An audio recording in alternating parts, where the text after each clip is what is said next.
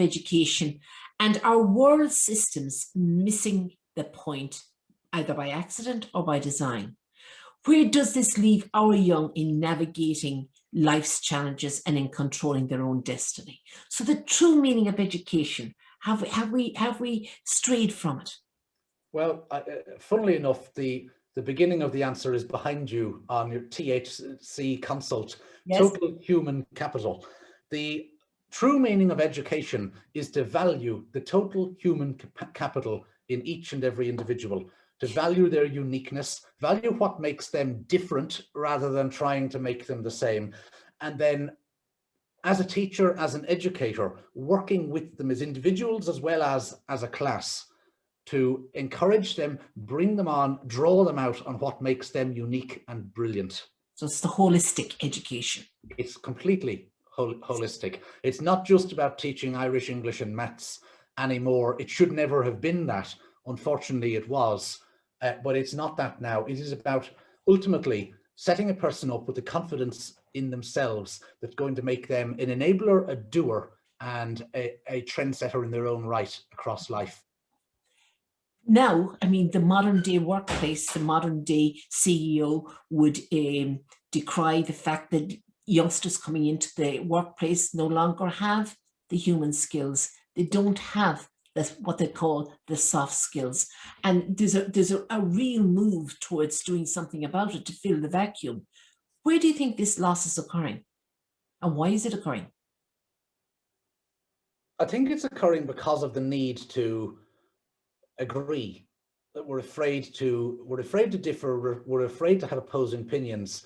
You know, back in the day in government, in the church, everywhere else, people who had opposing opinions and fought one another bitterly in the Dáil chamber or within the power structures of the church could go outside of that room, shake hands and go off and have a drink together, play a game of football or rugby together, whatever else, because they realized that they had different views, but they respected the view of the other, and they all worked to bring both of theirs together to create the best thing for the people that it's going to impact, not just to get their view across. And that's what we've lost in this country.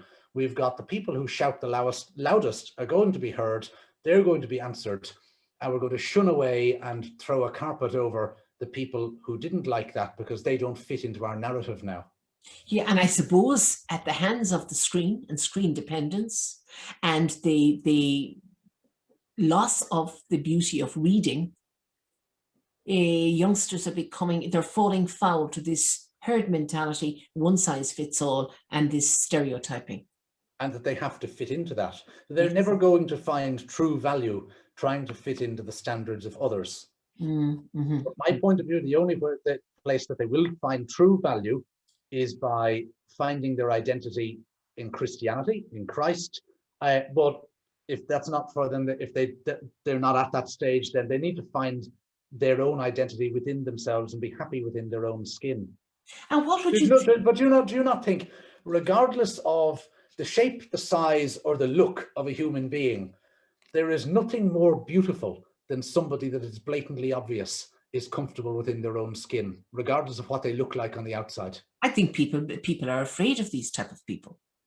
But and I'm not talking about somebody that's loud and whatever else. No, but somebody could be in a materialistic way. They might be the ugliest person in the world, but if they are content and happy in themselves, there's an inner beauty that comes out of them, and they're extremely attractive.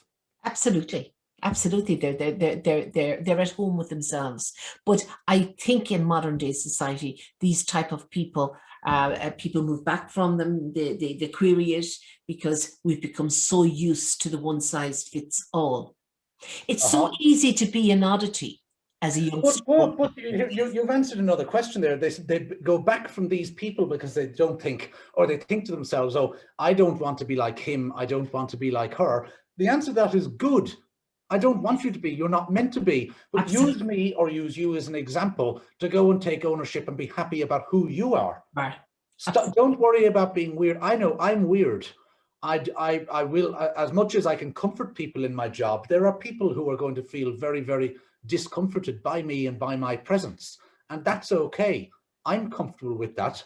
You know, take ownership of your weirdness, be happy with it, because unique means weird. It means It's one something different. Yes, I've got a notebook here. Actually, it says, "I'm not weird. I'm simply a limited edition." Here we go. Each and every one of us is a limited edition. We take full ownership of that, take full pride in that. Then we come together collectively as a group to ultimately better our communities and better society, because we're not looking over our shoulders to see where the dagger is coming from or who's out to get me, because if we're all in that stage of self-contentment,